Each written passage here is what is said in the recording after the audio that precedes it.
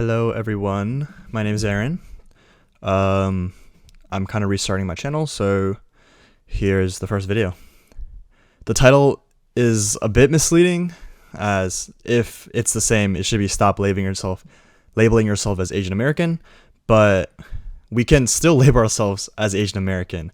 But I wanted to talk about how through labels like types of Asian, like boba girls, Keshi e-boys, K-pop, Kevin Nguyen's, Uwu e-girls, rave bays, like whatever, like you know the types of groups, whether you're Asian or not. And I'm gonna refer to we as Asian Americans because I am Asian American, but this will apply to everyone essentially, or it'll apply as an outsider perspective if you're not Asian, and as an Asian American, it'll make sense.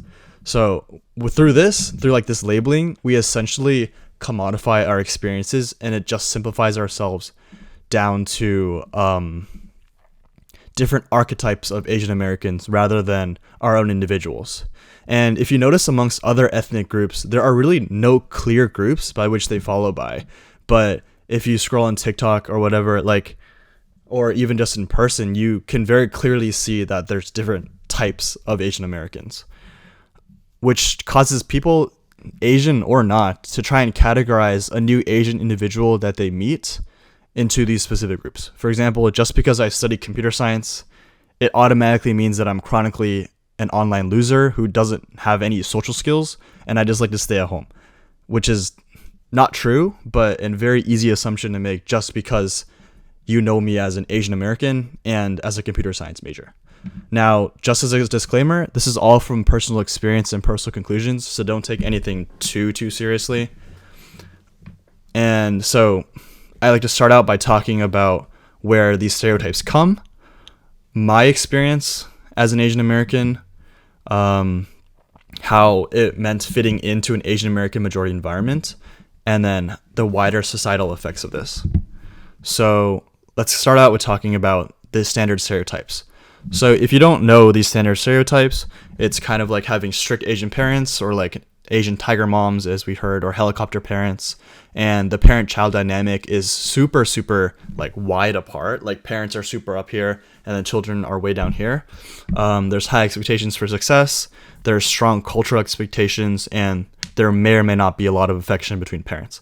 Whether it showed up in online infant groups or online with YouTube channels like Ryan Higa making fun of Asian American households, like I remember he had this one character, it would just say stay home, eat rice, or even TikTokers making fun of how strict Asian American parents can be, or first generation Asian parents, and that essentially forced stereotypes upon ourselves. And through that, we have found that adopting these stereotypes made it easier to get along with other Asian Americans who, of course, would feel safer around themselves rather than other ethnicities, as ethnicities usually tend to try and form the communities within each other, which then leads to the expectation to like still follow these stereotypes even though no one really 100% fits into these. And now I'd kind of like to talk about my own experience. So I grew up without very strict Asian parents who still had high expectations for my success, but never really was always on my ass or anything. They just had an expectation for me to succeed.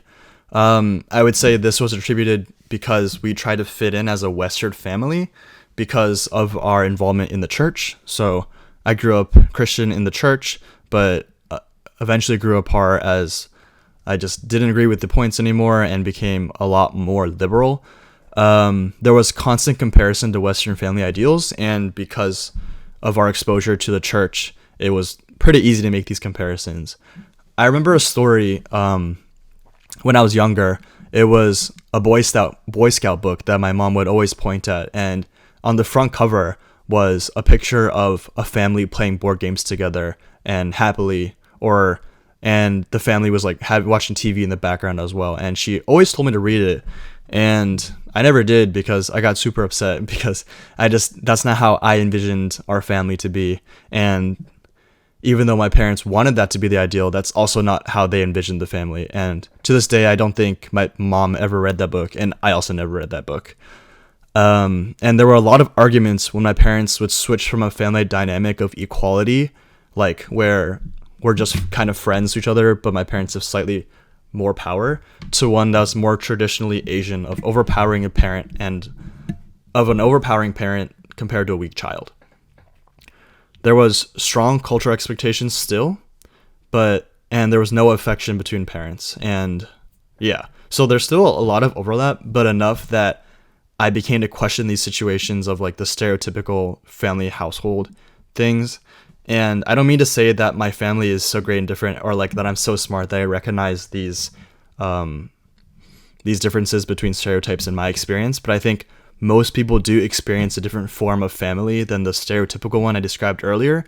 But in our society, it becomes difficult to share those nuances because it means you're different from the norm. And it means that it's harder for us to be accepted into like the Asian community.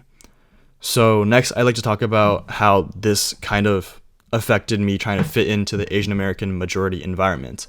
So I grew up in Northern Virginia, which is primarily Asian and white. And I now go to the University of Maryland, which has a pretty large Asian population as well.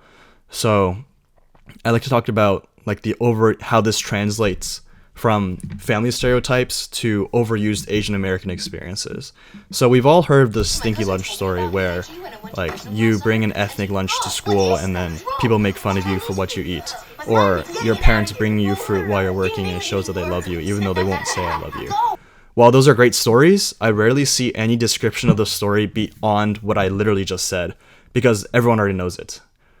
It's become tearjerkers that provide almost no understanding of the nuance of everyone's individual experience with these stories, and just like if you start to say the story, you don't need to finish it because I already know the rest. And especially for people who didn't experience these stories, it becomes hard to grasp similarities of their experiences with racism because the story has been stripped bare bones to something that's hard to relate to. And this kind of relates to the commodification of experiences to fit in with other Asian Americans. By repeating these stories and also repeating these experiences with stereotypes of Asian people, like with these different niche groups with different interests, it becomes really easy to fit into niche groups if you follow it. But for those who reject the stereotypes, it become an odd one out that can't fit in anywhere.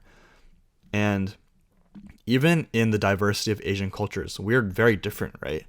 I don't remember when we were able to lump 50 or so, I don't know how many countries, but a lot of different countries and a lot of different cultures into one single experience or a few single experiences. Like my experience as a Taiwanese American with Korean parents and with Japanese parents, Vietnamese parents, Filipino parents, like my experience is vastly different with them compared to my parents. And I'd say like it's unfair to say that we're all just Asian and that's it. And so I rejected this Asian American stereotypical model instead of fitting in, like I said earlier, like with liking boba, being a Keshi boy, a K-pop person, an ooh e-girl, Ray-Bay, whatever. It doesn't mean I actively reject these. Like I do like a lot of those things, which I'll explain later. But too often it becomes like our whole image and our whole identity. And it reduces our experience down to single archetypes. And let's talk about the wider societal effects of this. So in my experience growing up, I experienced a hatred for my own culture and didn't want anything to do with Chinese people, like refusing to learn Chinese, not wanting to learn about my culture and saying that as long as I did what my white friends did, I'd be set. To the exact opposite, being over obsessive with Taiwanese history and Taiwanese culture, diving into K-pop culture, which I'd say is more of a culture within itself rather than like being Korean culture. Watching anime and a lot of other generic things that you can probably think of in your head that would be considered Asian. So from this anecdote, you can kind of see like the overcorrection from whiteness to being a complete foreigner. We became so unified that there's no diversity within our own people. And I see this at UMD all the time as well. Being the antithesis of whiteness is not fighting against whiteness, but still coexisting with it. And so this keeps us within the bounds of racism. And people say, oh, I don't want to be white anymore, so I found a group of friends who are all Asian, which fits exactly into this sort of idea that I'm coming up with. There is an idea of rejection of rules or ideals/stereotypes here, but it's executed quite poorly. Let's say the rule you'd like to break is walking on the sidewalk. just for some reason you just hate the sidewalk and you'd never want to walk on it. Instead, you walk on the grass or on the road. Some people might say that this is exactly what rule breaking is, except you aren't ignoring the rule, but just actively doing what the opposite of the rule is, which means the realms of your world still operate with this rule in place. And the rule that I'm talking about is like racism and these stereotypes that are in place. So breaking them down isn't by doing the opposite, but by pretending as if they weren't there.